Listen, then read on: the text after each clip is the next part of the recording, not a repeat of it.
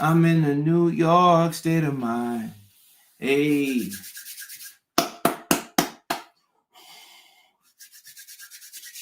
Welcome to another episode of the Late Night Show with Dr. Kojo. It's your boy, Dr. Kojo, and I'm here with not just myself, but Baby Shasty. Baby Shy. What's going on, Shasty? Shasty! I'm here with Baby Shasty, and we're here to have a good time. We're here to have a good time. We're going to be talking about 3 ways to calm your nervous system. They call it nervous for a reason, because you're anxious and your nerves are all over the place. So we're going to be talking about 3 ways to calm your nervous system. This is an optimal time for me to remind you that if you are into stand-up comedy and you like to laugh, which should be the majority of y'all, I will be in Houston, Texas on the 26th of April at 8 p.m. at the All Jokes Aside Comedy Club. Come through and hang out with me and my friends from California. We're going to be there doing our best to make you laugh and just enjoying each other's company. So if you relate to the things that I talk about on my page, you are automatically my people. You are who I'm looking for. I'm looking for you. I'm looking. All right, let's go ahead and use the comment section to let me know what your name is and where you are checking in from. What your name is and where you're checking in from. Let's see, we have a couple of people on TikTok. Let me see. Argentina Joya. Okay. Kim is checking in from Germany. Kim, thank you so much for your support. Tom is checking in from the United Kingdom. We have a international audience, people from all over the world that tune in to watch this show. That means a lot to me. That means a lot to me. Thank you so much. Diane checking in from the Flex. Okay, we have Leah checking in from Tennessee. Okay. We have people checking in from all over the world. All over the world. And we are streaming on a couple of different platforms tonight. We're streaming on not only Facebook, but also on LinkedIn. Yes, you can stream on LinkedIn. We're streaming on both my YouTube pages, the official Dr. Kojo software page. Then we have a page dedicated to the Late Night Show, Dr. Kojo. We are also streaming on that page. We also are streaming on Twitch, or trying to stream on Twitch. Twitch won't let us go with the title that we have. So let's see if we can adjust the title so we can get the streaming on Twitch.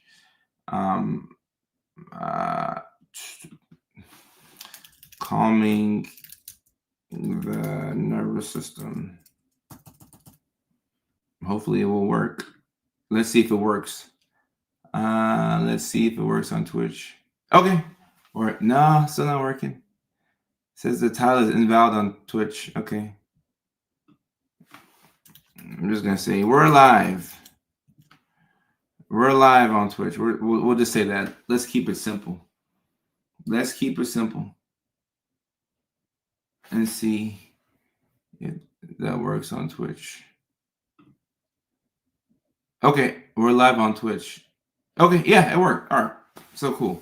We're live on Twitch as well. So Facebook, LinkedIn, YouTube, Twitch, and also TikTok. If you're on TikTok, I see your comments, but the whole world can't see them. For those of y'all watching on Facebook and YouTube, your comments will be seen on the screen if I click them. So we have Envy from Wisconsin.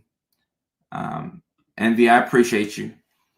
I'm looking here on TikTok. Boss Man just learned that they are neurodivergent, ADHD, and autism. Okay.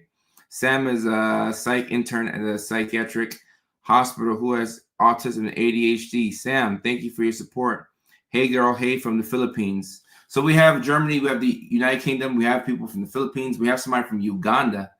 So we have an international audience. Florida, unfortunately, Tennessee, Colorado. Wow. Kansas City. Wow, I appreciate y'all. Go ahead, grab you a chair, get comfortable. You might be like Shiesty. You might be like Baby Shiesty and, just be chilling. Look at Zoe. She's just chilling. She's having the time of her life. Hanging with Daddy. We have Katie checking in from Indiana. Sarah Aran says, pretty sure all my kids are on the spectrum, have some sort of ADHD, OCD. Well, look, it runs in families. It runs in families. So there's a good chance that if the kids have it, you have it too. They're getting it from somewhere. They're getting it from somewhere. And yes, we are live. We are live. And Roy, I appreciate that. Thank you very much. This tie is completing the look. I appreciate that. I appreciate y'all. Shasty.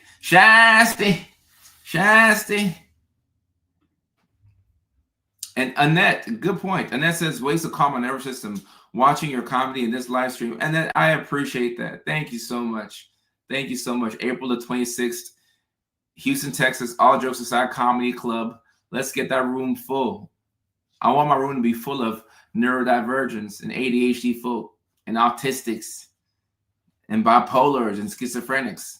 Let's get the room filled up with people who are not afraid to be themselves.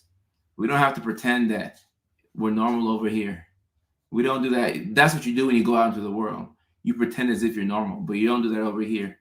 You get to be who you want to be. You get to be who you want to be.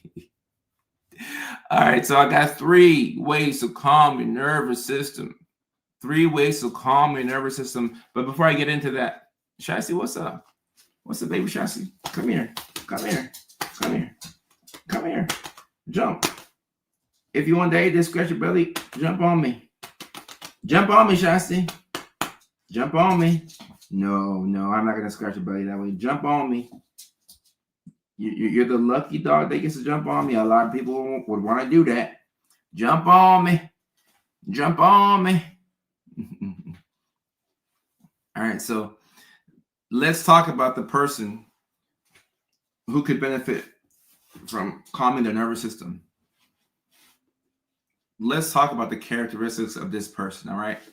I am talking about, and Molly says we also don't call people schizophrenics. All right, let me address that real quick, Molly.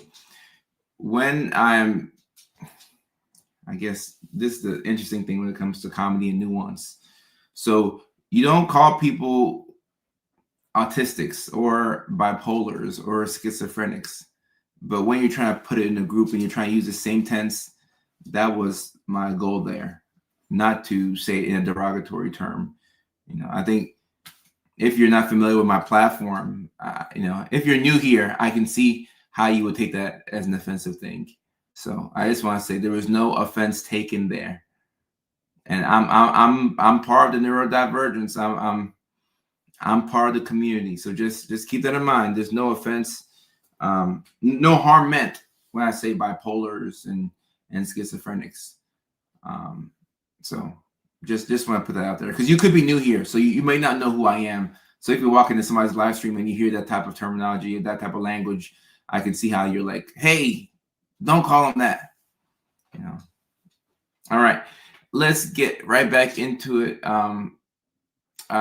So the person who could benefit from this live stream, this is somebody who is a highly sensitive person, okay? A highly sensitive person. And if you're neurodivergent, if you're like me, there's a good chance that you embody all these characteristics, all right? I'm looking for the person who is highly sensitive. This is a person who is very aware of their surroundings. And when somebody in their environment looks to be left out of a discussion, or you feel like somebody is being left out in the cold, you want to look out for that person. We're talking about somebody here who probably has a lot of people-pleasing tendencies. Okay? We're talking about somebody here who probably has difficulty when it comes to boundaries. And Jeff, I love the Titans' new coach, Robert Saleh. I love the Titans' new coach. I'm excited about what we're trying to do in Tennessee. The person who struggles with boundaries, the person who has a tendency to people please. And I'm seeing these people here in the chat. Chrissy, I'm a highly sensitive person. Sarah, okay, I'm seeing these people. If this is who you are, it doesn't mean that you have to change the person that you are, but you have to understand that you are more than likely going to be in some entanglements. Let me just say that. entanglements. You're going to be in some interesting situations at work. You're going to be in some interesting situations when it comes to dating. You're going to be in difficult situations with people that you told them what you didn't like, and they still didn't listen to you. All right. So when you have a lot of people pleasing tendencies, you will say, sometimes, you'll say what you don't like. The issue comes with the enforcing of the boundaries. You don't enforce the boundaries because you're too afraid of these people leaving your life. So you would wish that you received better treatment from these people. But if these people don't treat you well, you say, oh, it's fine. It's fine. Just, I mean, I want you in my life. It's okay. Never mind. Never mind. Never mind. Never mind. And the person on the other end who could, be a narcissist, they don't have to be one, necessarily, but they could be a narcissist or have narcissistic traits and tendencies. This person, when they know that you say things they don't like, but then you don't follow through, then they understand that this is somebody who has a hard time enforcing boundaries. They're able to use deductive reasoning and figure out that this is somebody who may have low self-esteem. They realize that this is somebody who would rather keep you around even if they don't get the treatment that they want. All right. So if this is you, you're going to find yourself in a lot of difficult entanglements. And you do enjoy these people being around you, but you don't like feeling bad about yourself. So you're stuck between a rock and a hard place. You're stuck between a rock and a hard place. And Chrissy's saying we have empathy for bad people. And empathy is a necessary tool, but you have to know when to rein it in. Mineta, nice to meet you as well.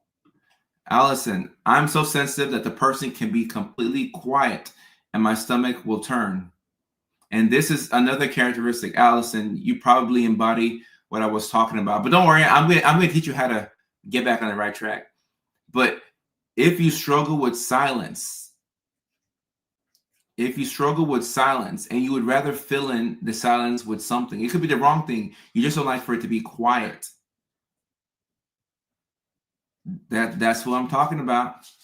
That's what I'm talking about. And silence is a form of communication, by the way. Silence is a very powerful tool. And as comedians, some of us struggle with silence on stage. Sometimes you can say a joke and people don't laugh. Can you hang in there and keep your timing right? A very difficult trait. A very difficult trait. And somebody says on TikTok, Brian says, I just can't shut up. Perhaps, or maybe you just want to fill in the gaps with something. All right. So if this is who you are, right? A person like this is going to be dysregulated most of the time. So if you're dysregulated the majority of the time, then the decisions that you're making are probably not the ones that you would want to make. You're making major decisions about who you're dating. You're making major decisions about what you're doing for a living, where you're living. These are big, key decisions. Big decisions. And you're making them from a dysregulated state. So how can you trust that what you're saying or what you're doing is what you actually want to do? And for the person on the other end, they are going to have a hard time trusting you because they know that you can't trust yourself. And if you don't like yourself, which is a whole other conversation, but it's in line with what I'm talking about tonight. If you don't like yourself, then the person who's on the opposite end may have a hard time legitimately liking you because they know that you don't like yourself. And sometimes when you don't like yourself, you punish people who try to like you. So you push them away. Self-sabotage. So you got a little spot. My dog has a little pustule or something like that on her side. And whenever I touch it, she jumps. It's painful, ain't it, baby? It's painful. Shiesty. Let me see you. Did I see you, Shiesty? Look. All right. She's acting brand new. And Chris says, I understand your point here. I've self-sabotaged myself many times. Chris, when you understand the cycle that you're in, you can do better for yourself. So the key is to understand what leads to the self-sabotage. And you don't have to go on a big self-improvement journey where you read all these different books and you try all these different meditations and mantras. You just have to understand the cycle that you're in. And most problems fix themselves when you shine awareness on it. Most problems will fix themselves. And Gabby Maru on TikTok says, he's not wrong about that. I've had to consciously stop pushing people away, and I still sometimes do. What's up, Alana? Yeah, you're going to push people away if you think that they're trying to help you because you don't want the help. You feel like a basket case. But the help that they're trying to provide you could be the help that you need. All right? So if this is you, if you are this person, this is what we're going to do. All right? I'm going to give out the playbook right here. And Gracie, I'm about to answer the question. Because work is one of the main places where you have to enforce boundaries. You're going to struggle in three main areas: at work, in your relationship, and with family. Those are the three main areas where it's going to be the hardest to enforce boundaries: at work, with your significant other, and with family. If you can do one of those three, you're doing a pretty good job. One of those three. All right. And speaking of boundaries, we'll go ahead and start off with boundaries. That's my first way to calm your nervous system. You gotta calm your nervous system. All right. Number one, I just dropped it here in the chat. Ways to calm your nervous system. Number one, you got to set strong boundaries with energy draining people.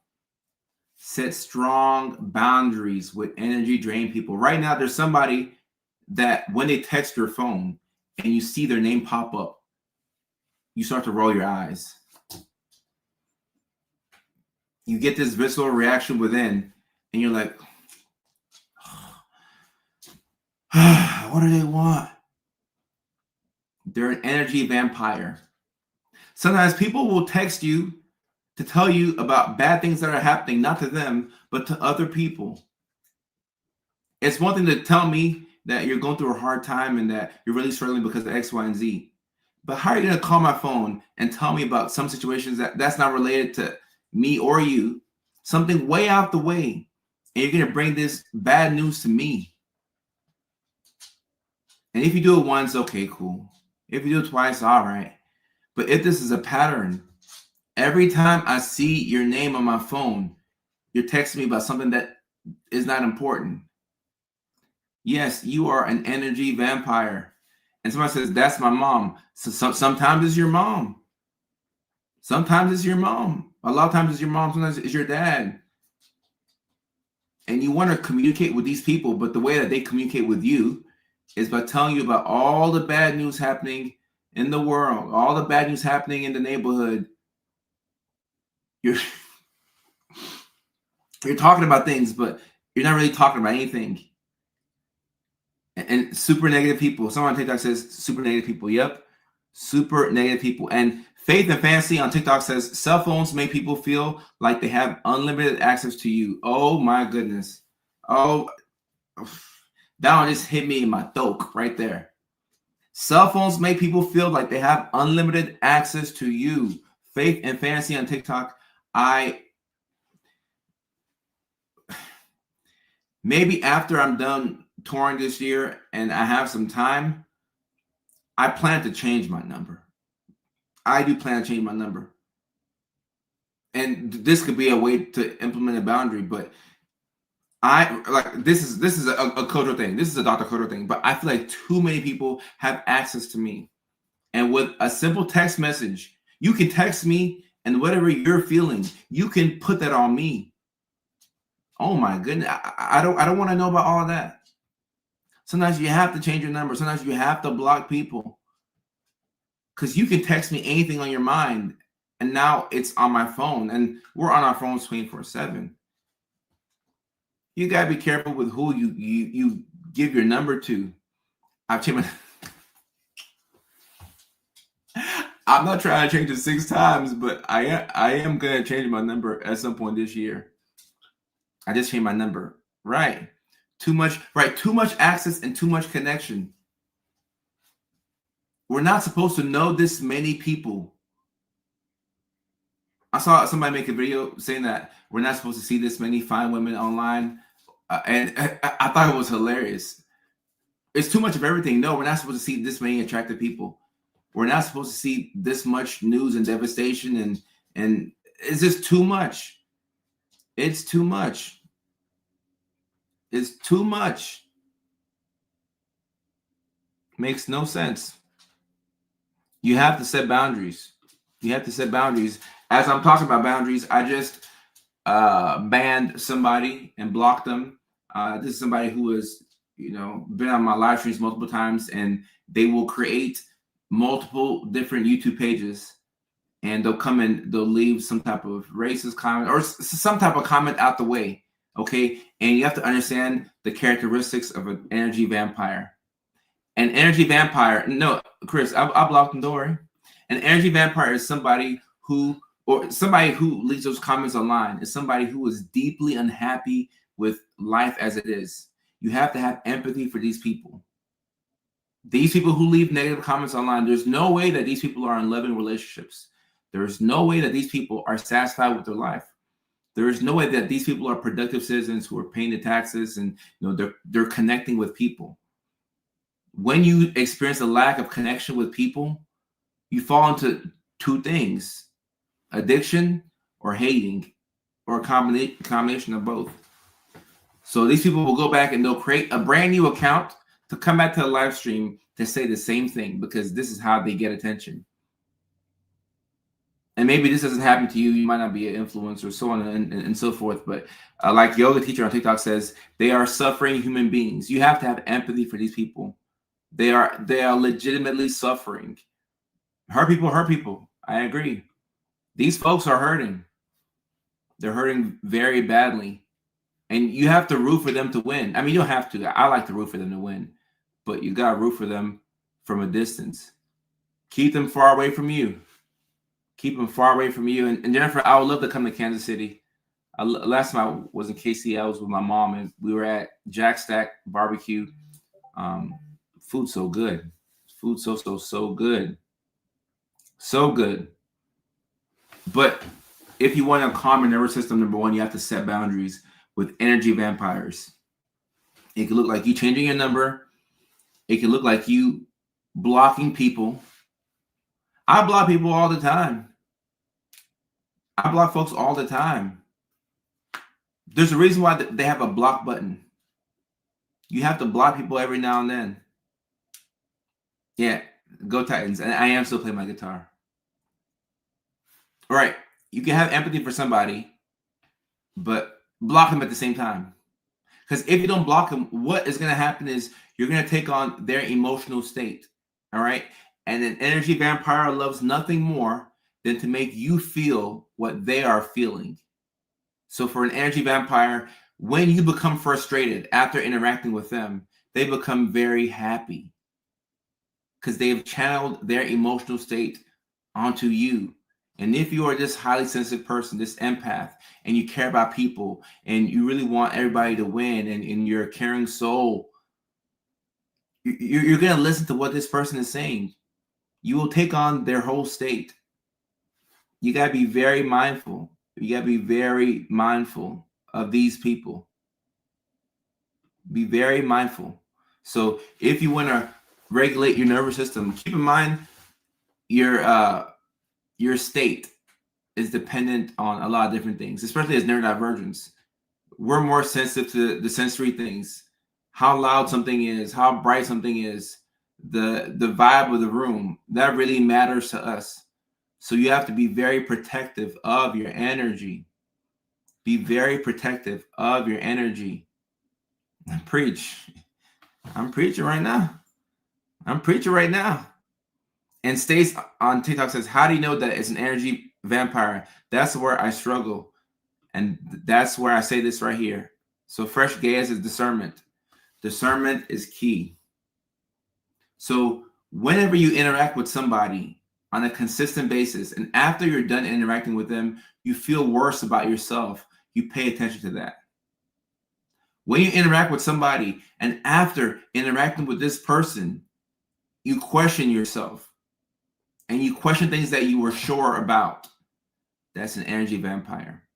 Sometimes you will gaslight yourself into thinking a different thing from what you believe after interacting with a person like this. If anytime you walk away from an interaction with somebody, you're more confused than you were before, watch that relationship. Watch that relationship. And this could be somebody at work. It could be somebody at school. It could be somebody at your church. It could be somebody that you have to interact with on a consistent basis. So if you have to interact with them, still talk to them. It could be somebody that you're co-parenting with. So you have to talk to them because y'all have kids together. But you keep it to the bare minimum. The bare minimum. The very bare minimum.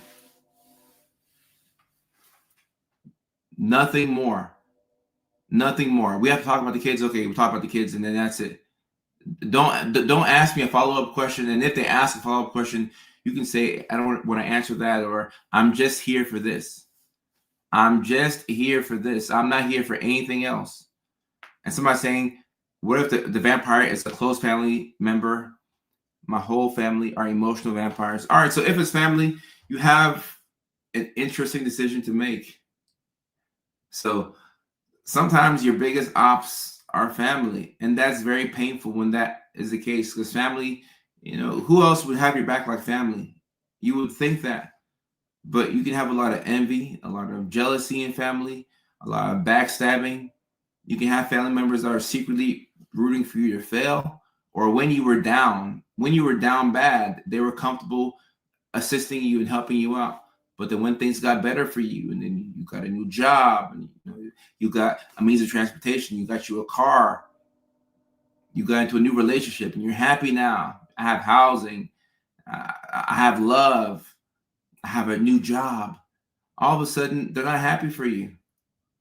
If that's the case, there's nothing wrong with walking away from that relationship, even if they're your uncle or your cousin or your brother or your mother. Because at the end of the day, if you're dysregulated, you won't make the best decisions for yourself. You will not make the best decisions for yourself. So number one, you have to implement boundaries with people, especially energy vampires. And here's the thing with boundaries. If you have to repeat a boundary, then that means that it's not being followed. If you tell somebody that you don't like a certain thing and they continue to do it, the only logical thing that you can do is remove yourself. Remove yourself. Remove yourself. And great question right here, because if you're neurodivergent and you're dysregulated most times, there's a good chance that the neurodivergence runs in your family. All right. So if our family is dysregulated and every interaction is a feedback loop, how do you deal with this despite the huge amount of love you have for each other? All right. So one of the most painful things about growing up is realizing that love is not enough. Have you ever been in a relationship with somebody that you really loved? You loved them with all your heart. You'd give your life up for them sometimes. You'd give the shirt off your back, to them, but you can't be with them. How does that work? You would go to the moon and back for this person, but you can't be with them. Love is not enough. Sometimes it's the bare minimum. Love is not enough. A lot of people have been wronged in the name of love. A lot of people have lost their life in the name of love. A lot of people have had their whole worlds come crumbling and tumbling down in the name of love. Love is not enough. Love is absolutely not enough. It is not enough. A lot of things have to go right in order for you to be friends with somebody. You have to have mutual respect. You have to have a common shared interest. You have to have the ability to know when that person is upset with you, or when that person has said something, you have to respect them. Respect is a two-way street. Love is not enough. Love is just the bare minimum. So somebody's trying to get back in your life. Oh, but I love you. And Okay. But I love you so much. Okay. I love me too. I love me too, damn it. What you mean? I love me too. And the way to learn this is by going through an extreme amount of pain. So the majority of this knowledge is not coming from my doctorate level education at Augusta University. A lot of this is coming from life. Learn the hard way. I went to the school of hard knocks. I had to really learn the hard way. Love is not enough. It's only the bare minimum. It's just the beginning. Love is not enough. It is not enough. Do not let somebody love you all the way into manipulating you. Because think about it. Whenever you're in love, like when you just meet somebody, you're not thinking rationally. All right? You're not thinking rational. There's nothing rational about love. Oh, I just met this woman the other day. Now I'm going to bring her into my house and she's going to sleep over and we're going to do the Mickey Ficky and probably not wear protection because we're so in love. That's how it works. That's how you were brought into this world. A man and a woman came together and they were in love. And, how many of us were planned pregnancies? I didn't know family planning was a thing until I came to America. In the name of love, you'll get with somebody and throw all of the rational rules out the window. All because you love somebody. Most times it's lust. But because of how you feel. If you don't take anything else out of this live stream, just know that you should never trust emotions, even your own. Don't trust emotions. That is just how you feel at the time. If you have a bad day, the day wasn't as bad as you thought it was.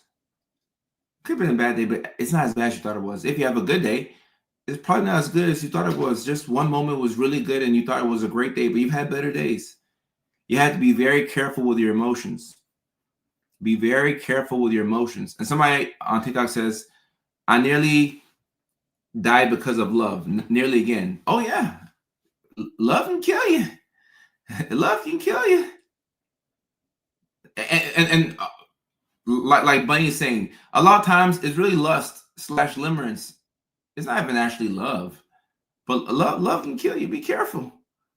Be careful with love. Don't trust emotions. What do we trust? You ask me, I say Jesus Christ only. I don't even trust myself most of the time. I want a certain thing. I'm like, Kojo, do we really want this or do we just feel a certain way? How about I leave it in my cart for 2 days on Amazon. I'll come back to it, see if I want it on Thursday. I don't even trust myself. I trust God and God only. God and God only. And to recap, the first point was where's my list here? The first point is set strong boundaries with energy draining people. That's the first point. Set strong boundaries with energy draining people. And real quick, let me just make a comment on this while we're talking about love. You have to understand that if you're dating somebody else who has ADHD, that there's a lot of emotions happening all at once. A lot's happening all at once. So if you can figure out ways to resolve conflict amicably, and you can be nice to each other, and you can speak without interrupting each other, you're doing a good job. You're doing a really good job. It's pretty much the basics. I'm nice to you, you're nice to me. Can we continue that? It's the basics. It's the basics. All right. Now, speaking of basics, that's my second point right here. All right.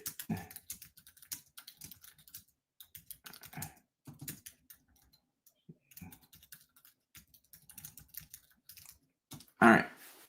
Second point right here. So regulating your nervous system, calming your nervous system. Number one was set boundaries with energy drain people, aka the vampires. Number two is make sure you get enough sleep, exercise, minerals. When I say minerals, I'm talking about things like magnesium, which can be helpful for sleep. But we need magnesium. It's also good for your mood. Make sure that you're getting your vitamins. Make sure you're getting your hydration, things like that. And Carrie on Facebook, sorry for your loss. I just saw your comment. Sorry for your loss. Get your minerals, get your exercise, and get your sleep. So magnesium can be helpful for those of y'all who are into nootropics and L-theanine and different things like that. Get all of your minerals in, get your vitamins in, make sure you're taking care of your gut. Make sure you're taking your probiotics, B vitamins, protein. I mean, speaking of protein, protein is in everything nowadays. Everything nowadays has protein in it. I saw soda water with protein. I think I saw it on the TikTok shop. Everything has protein in it.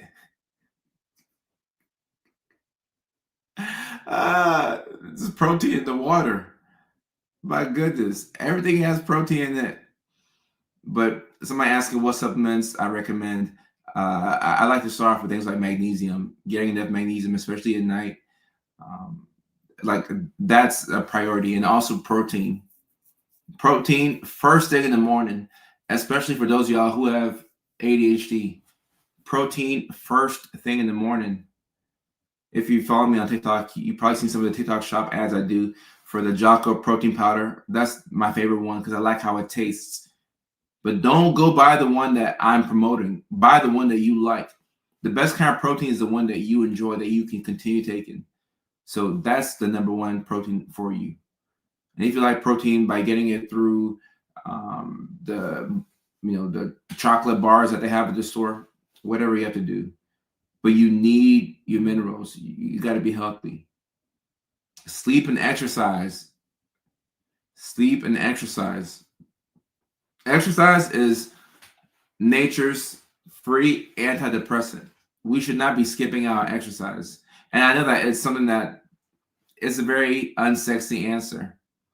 And Leilani, I don't eat a lot before I exercise. I might have something very light, but I don't like to eat a lot before I exercise. I like fasted exercise. But if I'm going to lift heavy, then I will eat a lot of protein. I might have me a steak 2.5 hours before lifting. But when is the day that I have to do strength training and I'm lifting? Oh yeah, I eat. I'm not gonna go on an empty stomach and pass out on the bench press. But exercise is very important. It's very important. Before every comedy show that I do, I always go run. I go for a run. I want to work my lungs. I want to get my legs moving. I do some fasting, Jane. I do some fasting. If you can get enough exercise, especially before you have to make a big decision or before you have a big presentation, you should do better. Now, some people will probably just take their beta blockers or whatever, and that's how they'll deal with presentations or having to talk in front of people, things like that. Sure, but if you exercise, you will calm your nervous system. The version of you right after a very difficult workout is the version of you that can make some complex decisions. Because a lot of times we don't know how we feel in a certain moment. A lot of times you don't even know what you're feeling. So if you don't know what you're feeling, how can you articulate that to somebody or to yourself? But if you get a lot of strength training in, or you do a little bit of the Stairmaster, or even walking, you don't have to do the big, you don't even need a gym membership. If you walk every single day, brisk walking, not like, just like this, brisk walking, the type of walk you would do when you don't want to run, but you're about to miss your flight, the type of walk you would do when you see somebody talking to your crush, maybe not your crush, but your significant other, that type of brisk walk, 15 to 20 minutes a day, that will help you. You will lose weight doing just that and eating right. No gym membership, just brisk walking every single day. And our bodies are meant to be moved. Our bodies are not designed for us to just sit around and play video games, which I wish I could do, but you got to move. Brianna is saying, I love lap swimming for exercise, but struggle setting a routine. And look, you probably will struggle to go to the gym every single day. So for me, I go to the gym 5-6 times a week because I have made it something that like I've forced the gym into my schedule. Like I love the gym now. I actually really like the gym. Obviously, I want to look good naked, but more so for mental health purposes to make sure that I don't lose it. Right. So I'll go 5 to 6 times a week. But if you can do 1 to 3 times, because here's the thing with consistency when you're neurodivergent, your consistency will look different from other people's consistency. You'll have moments where, you might be able to go to the gym 3 days in a row and then you don't go again for 2 weeks. That could really be your life. So instead of doing nothing during those 2 weeks, maybe do some walking here and there. Maybe have a day where you go for a small run, a 10-minute run, nothing too crazy. You're not trying to prepare for the Olympics. You're just trying to take care of your mental health. So when you're looking, the neurodivergent definition of consistency is really what works for you.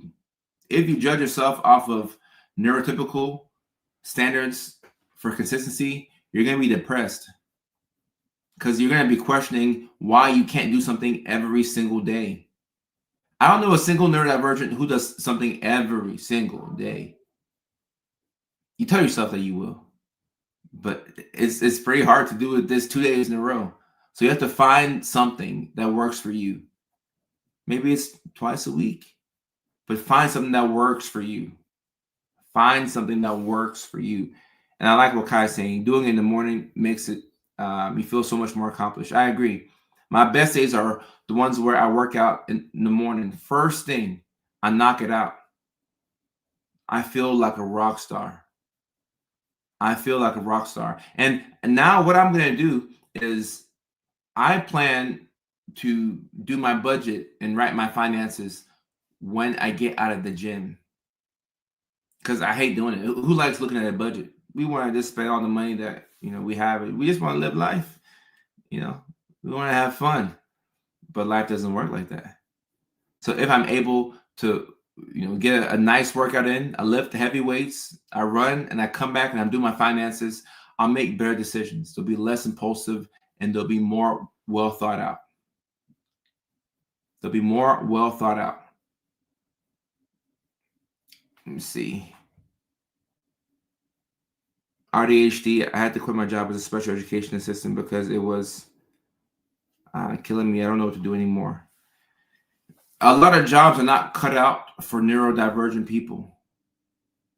And sometimes it's your job that's dysregulating you. I would say the majority of people, more people than not, have jobs that make them frustrated and dysregulated. So if that's the case, you have to figure out how long you want to be at that job, how long you can physically stand it, while also looking for a new job as well. And maybe seeing if you can take some mental health days or if you can work from home. The jobs that are more flexible are the jobs where people tend to stay at a bit longer. So the workplace for neurodivergence is a tricky thing. It can get very tricky. It can be very tricky. All right. And my third way to regulate yourself right here, and for those of y'all at home, number one is you want to set boundaries with energy vampires. Number two, you want to exercise, get good sleep, make sure that you're getting caught up with your minerals. And then number three is you want to practice grounding and connect with nature. I said number one. It should be number three. It's number three. I said one, but it's number three. Practice grounding and connect with nature. When you're grounding, you're able to practice being present. So how many of us pause to be present and see what's actually going on? Like right now, I'm going to be present. So I'm on a live stream. I'm using StreamYard to stream to Facebook, LinkedIn, YouTube, Twitch, and TikTok. There's 107 people watching on TikTok, 97 on StreamYard. My dog is to the left of me, and my dog farted a little bit, but it's not too bad of a fart smell, and I'm okay. I got both of my feet on the floor. I have one of my cell phones here and my main cell phone right here. Got my glasses to my left. I got 2 water bottles to the right. One is almost done. One is unopened. Remind me that I haven't hydrated like I needed to do today. I see a dirty Band-Aid right here, and I'm reminded of the fact that I need to throw it away, and I may have to clean up the area. I have a bright light shining on me, and it's shining on my face as I'm streaming, and I'm looking at comments come and go as I'm talking. So now I'm very mindful of my surroundings. A good practice to do. And also, if we can go outside, you ever go outside barefoot and you let your feet touch the grass? Obviously, do it in the place where there's not a lot of, grass, not glass, grass. We don't let glass touch your feet. My bad. I meant to say grass. Grass. You ever go outside, take off your socks, let your feet touch the grass, connect with nature and ground yourself. It's very important. Very important. And Brett, we are back. The Titans finally got an offensive coordinator. We got Brian Daboll. So we're back. Stacey saying, I dance. Dancing is a great way to ground yourself. Dancing is a great way to ground yourself. Valeria says, lay on the floor. Laying on the floor is also a really good way to ground yourself. Sometimes I'll go as far as go in the bathroom with my laptop and sit down. Obviously, after the bathroom has been cleaned, but sit down in the bathroom and get some work done. You ever open up your laptop and you have emails to send and things to do, but you can't get anything done? You got to change your state. I might go to a library. I might go to an office. I can go in the bathroom and sit down on the bathroom floor. And sometimes I can get a lot done on the bathroom floor. Maybe it's because I can feel how cold the floor is on my body. But at least you can feel the sensation of the coldness on your body. Obviously, like I said, after you've cleaned the bathroom, grounding is very important. Basketball works too. Basketball works. Somebody else says basketball. Basketball works. If you're playing a game of 5-on-5 and you're having fun, you're not thinking about anything. The best athletes are the ones that are in the moment. They're not thinking about, what they watched on film. You're in the moment. You are in the moment. You're reacting to the plays quick. That's why they call it bang, bang play. At home plate. You don't have time to sit and think about different things. You're reacting in the moment. Zo, what's up with you? Reacting in the moment. You have a very common voice. I appreciate that. And I've had a good day. Zo. Oh, this girl is sad.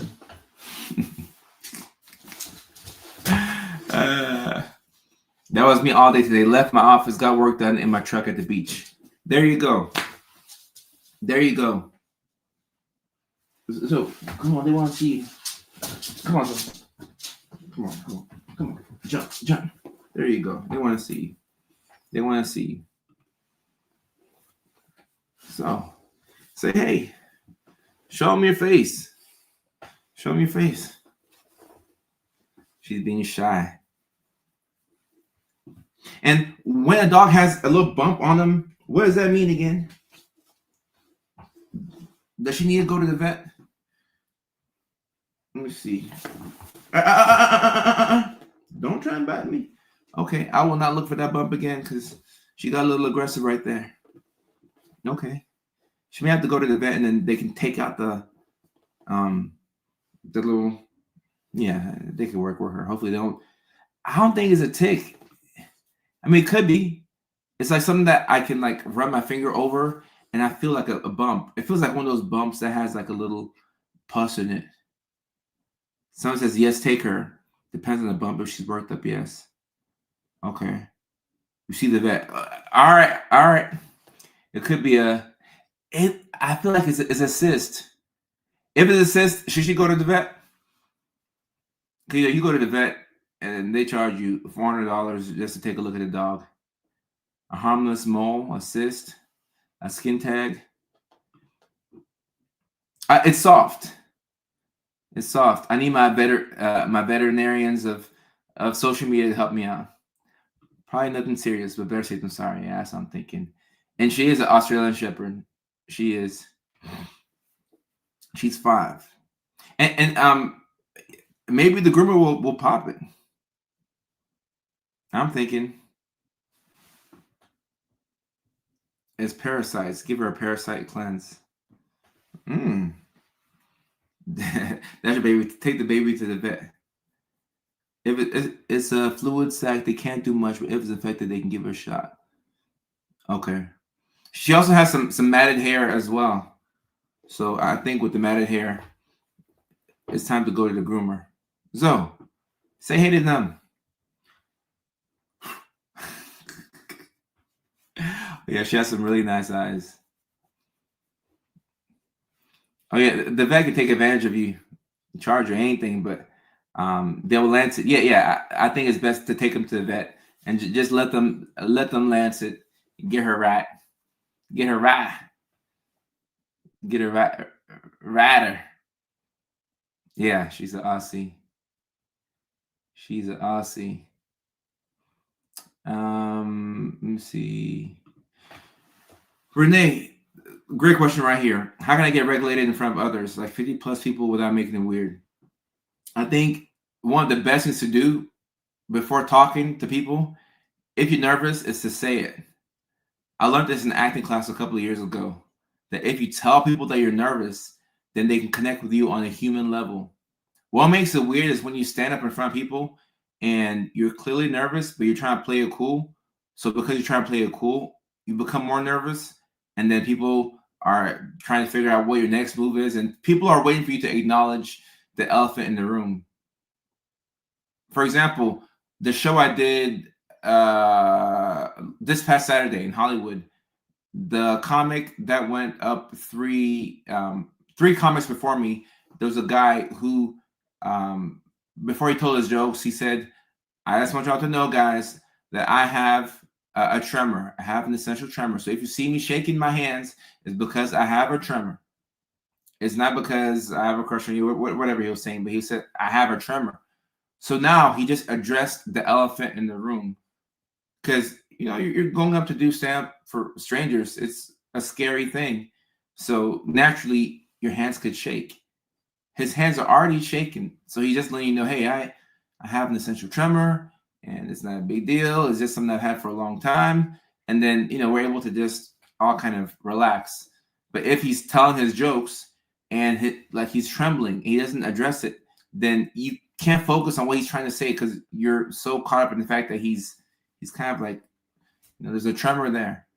So if you're talking to your coworkers, you can say, hey, my name is Renee, and I am very anxious to be here, but I'm happy. And then they can relate to you on that point, because we've all been in situations where we're anxious and, we're a bit nervous to talk to people. So, you bring yourself back to the present moment, and other people are able to understand where you're coming from. Did she go to a rave without telling you? She may have. Rami, I appreciate it. I like this brown jacket. Ask for a tech appointment. I like that. Pop it and send you a bill. They probably will, but I mean, like this pustule or whatever, or cyst, like it hurts her because you touch it and she goes, yeah, that's what you do.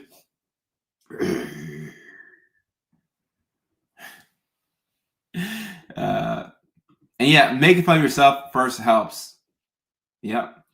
I found this to be a very effective way when you're trying to regulate yourself. This is like stand-up comedy 101. We start to set off by talking about ourselves and say, oh, people call me LeBroke James. They say I look like Akon if he never would have been locked up. And, or whoever else people say I look like. Make fun of yourself first, and then people, they'll laugh. And then once they laugh, then you laugh. And then once you're both laughing, then a person who's laughing is able to come to the present moment, like, right? So you see, I can already feel the helium being released in my nervous system just mindfully walking through. Right. There you go. There you go. There you go. And yeah, LeBron James. I've been called that before. I thought that was hilarious. I thought that was funny, LeBron James. So if you're laughing, then they're laughing, and then we can reset.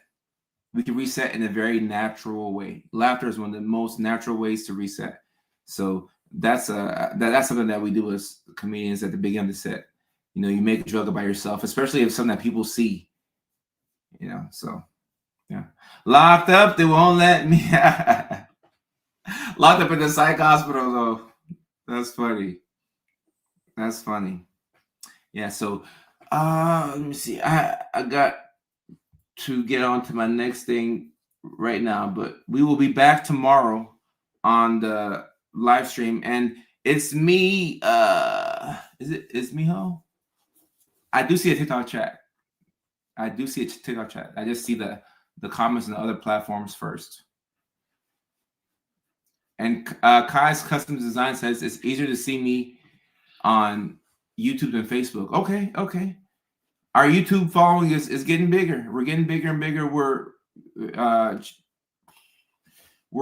at 269,000 followers on YouTube. So, or subscribers, like they call it subscribers. So we're marching towards 300K on YouTube. We just hit 600K today on Instagram. So that's exciting. Tomorrow, the live stream tomorrow is at 6:00 California time.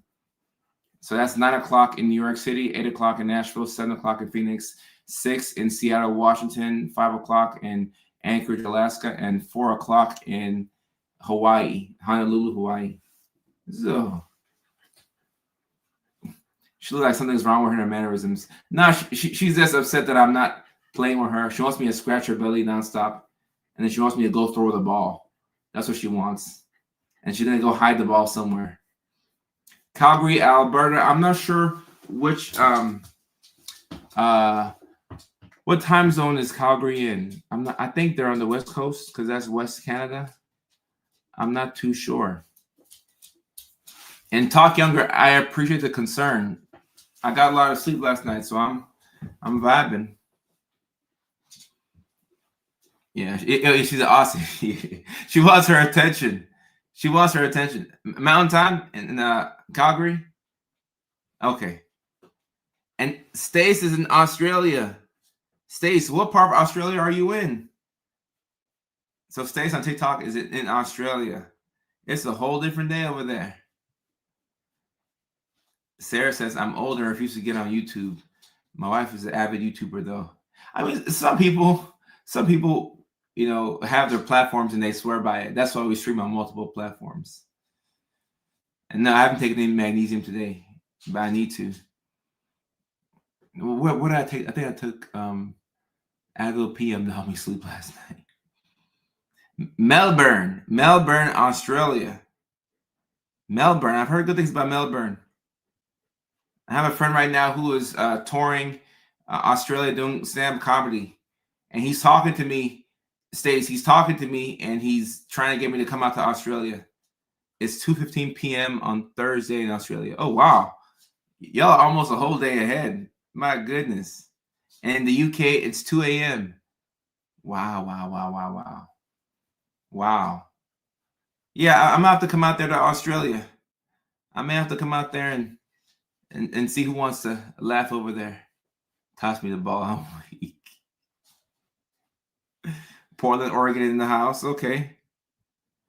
Australia. I've never been. Apparently y'all like to laugh out there, so I gotta come out to Australia at some point. 4:15 in Sweden. I would love to come to Sweden. I have a couple of supporters in Sweden. I gotta come out there. It's summer, so warm. Okay, y'all have a little bit of California and Australia. Lyrical Peak, I appreciate you tuning in from Houston, Texas. Okay, I'll be in Houston on the 26th of April. I appreciate you. You made it appears in your dream. I don't know what I did in the dream. Come to UK. I gotta come out to UK as well. I got a lot of supporters out there. Washington State, Clean Haven. Okay. Britain, Wisconsin. Wow. Yeah, maybe we gotta do a world tour and go all over the world. Florida Panhandle. Very nice area, by the way. Destin, and I used to have family in Pace, Florida. Somebody else is from Australia. Adelaide, Australia. Okay. All of a sudden, I got a lot of Australian people. Atlanta, Japan, Las Vegas, UK. I do meetups. I call it stand-up comedy shows. And Carrie, thank you so much. I appreciate you. Cocoa Beach, Argentina. Oh, Mickey, Ficky. We got people from Argentina, Toledo, Ohio, London. Look at that. We got an international. See, this is why I love live streaming. We got an international community. Nah, this is what I love. I love live streaming. I love it, love it, love it, love it, love it, love it. Courtney says, I took your advice a while ago about having my son rechecked, and he has level 1 autism. Congrats on the diagnosis. Congrats, Courtney. Congrats, Courtney. That's dope. That's dope. That's dope. That's dope. No, we have an international community. Yeah, global for real. I appreciate every single person. Make a banner on StreamYard with the Cash App, Venmo. Okay, we have banners, but I'll see if we can get different banners streaming somewhere. We do have what's an example banner? We have maybe y'all have seen this before, but we have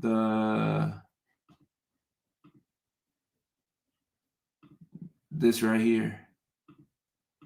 So it's the late night show with Dr. Kojo thing right here. Then this is the breakfast with Dr. Kojo. Then this is the Ask Dr. Kojo right here. Then this is the Bono show. And this is the gaming with Dr. Kojo. So we have a couple of different banners. Tomorrow night's topic, I have to see what my assistant has for me, what we wrote out at the beginning of the week. And I think it'll be cool if we have a schedule that we put and give y'all a heads up, turn into like a TV show type thing. A banner that scrolls across the bottom. Okay, I'll look into that with the team.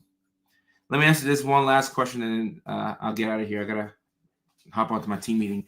After a toxic relationship, why do I panic in a healthy one? How do I fix it? Silence is terrifying. This question is asked by Slow Your Roll 6767. After a toxic relationship, why do I panic in a healthy one? How do I fix it? Silence is terrifying. So your nervous system is calibrated for toxic relationships. And if you spent quite some time in that relationship, then you're going to seek that out with whoever you date. So if you're dating somebody who is healthy, it's going to be very hard for the relationship to, flourish, because when that person is trying to treat you well, you may punish them unintentionally because your love language is punishment. You like being ignored. You like being, and I'm not saying you, but your nervous system likes being ignored. Your nervous system is accustomed to disrespect. So when somebody respects you for the first time, you're not going to know what to do with it. It's going to feel weird. The boring days are going to feel like a shock to your system. The days where there's a lot of silence, you're going to want to fill in those gaps with an argument. So in that case, you have to recalibrate your whole nervous system and rig it so you can accept a healthy relationship. You have to rig it. You've got to rig it. You've got to rig it. So just understand that, at your default, you will prefer a toxic relationship. Like you like the whole push and pull thing where somebody talks to you for a little bit, then they ignore you for a couple of days, and then they show you attention because that's what you're accustomed to. So in order to have a healthy relationship, we have to do the inner work, and then you have to tell yourself that what you like is not what you will tolerate. So sometimes our brains are these silly things that, you tell yourself, hey, I know that this is what you're trying to tell me right now, but I don't believe what you're trying to tell me. I don't believe that I'm evil or incapable. You have to tell your brain that you don't believe it. I don't believe all the negative thoughts you're trying to tell me, and I will not accept this type of treatment. You have to treat your brain the way you want your brain to be. You have to tell your brain what you're going to have and what you're not going to have. So it'll take a while if this is your first healthy relationship. So if it's your first healthy relationship, just know that if you feel an uncomfortable feeling, it's probably a sign that you're on the right path. If you feel a familiar feeling, it means that you're probably going back to those toxic patterns. But if you feel something that is uncomfortable and you feel like you don't know how to navigate it, it's really a sign that you're on the right path. It's funny how that works. It's actually a sign that you're on the right track. Yeah, spank yourself respectfully. Yeah. I found healthy relationships boring. I stopped dating 10 years ago because of this. I mean, speaking of dating, that's, I mean, we could spend a whole week on dating and neurodivergence. Like, we could spend a whole week on it because a lot of people in this community have chosen to, just, not date. They'd rather just be by themselves. Dating will take can take years off your life. It can be very stressful, especially in today's day and age, where there's a lot of things that will influence somebody's state and their emotional well-being, from social media to peers to family to mental illness. A lot can influence how somebody feels about themselves, and likewise about you. So sometimes you tell yourself that not dating is the easiest way, and it is. If you don't date, then you don't have to worry about being cheated on. You don't have to worry about something out of the blue throwing your day off. But you won't find a partner. You won't have love in that capacity. You just have love by yourself. And like Kenneth says, it is calmer by yourself. And one thing with neurodivergence as well is that we know too much. It's hard to date when you know too much. If you're autistic and you see things before they actually happen, and you have great pattern recognition skills, and you just know the whole song and dance. You know how you see the BS coming from a mile away, and you just know too much. Sometimes in order to date a lot of people and find your person, you have to be a bit naive. So by being neurodivergent, you might just know too much and be unwilling to go through all that BS because you've seen it happen before.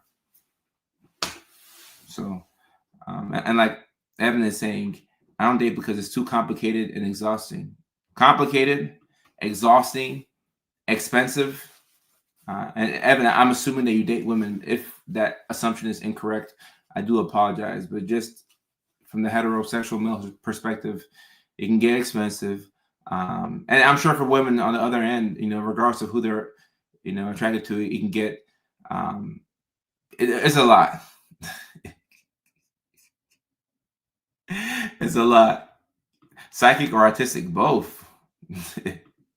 You can use them interchangeably.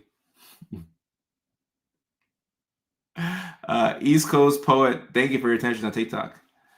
I appreciate you. And it says my name at the bottom. Has it always done that? It said my name at the bottom? I guess so. I'm just not noticing that. Has my name always been at the bottom?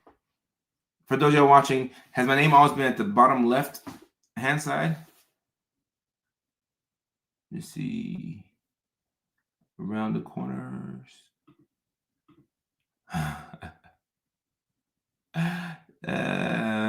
Theme. Yes. Okay. All right. Okay. All right. I'm tripping. Well, Evan, I shouldn't have even assumed your gender. My bad. I'm a female who is bi. Got it. Thank you for correcting me. I appreciate that. So you're a female who dates bi. So dates men and women, and both men and women have been frustrating. I get it. People be frustrating. But as you can see with Robert's comment here, sometimes it's not that bad. Dating my wife was super easy. We were both super upfront about expectations and where we wanted to go from literally day one. About a decade before I got my ADHD diagnosis and her ADHD diagnosis. Robert, I'm happy I caught this comment before I ended the live stream. You get a love of the show. Love of the show to Robert. This is the playbook for how to date. You meet somebody, you're super upfront, not just upfront, but super upfront about expectations. Hey, this is what I want, and this is where I want it, and this is what I'm working towards. Are you working towards this thing? And then they're like, no, well, I think no. Okay, no, not gonna work. Not gonna work. Nope, nope, nope, nope, nope, nope. No, ma'am, no ham, no turkey. Nope, nope, nope, nope, nope, nope, nope, nope, nope, nope. I'm sorry, not gonna work. Thank you very much. Thank you very much. Now you meet somebody else, you tell them exactly what you want and what you're working towards, and they're like, that's crazy, Robert. I'm working towards the same things. And you're like, okay, cool. So you're working towards the same things that I'm working towards, and we're moving in the same direction. And I like you, and you like me. Let's go on to date number 2. 10 years later, been successfully married. So dating is hard until it isn't.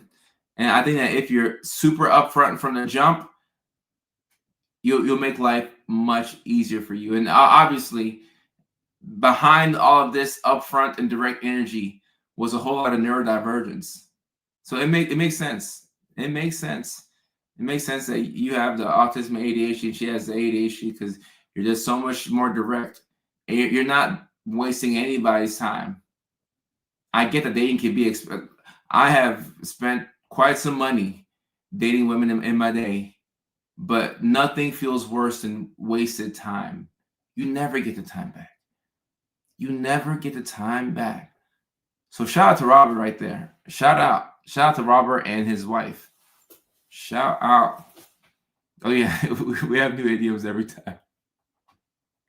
All right, y'all, I do have to run. I've been over for a bit too long, but I appreciate y'all. I love y'all. We'll be back on the stream tomorrow at 6 p.m. California time. That's 9 o'clock on the East Coast, and I'm looking forward to it. We've been live 3 straight days, and I'm having fun. I'm having a blast. So thank you for your attention. Thank you for following me. I love y'all so much.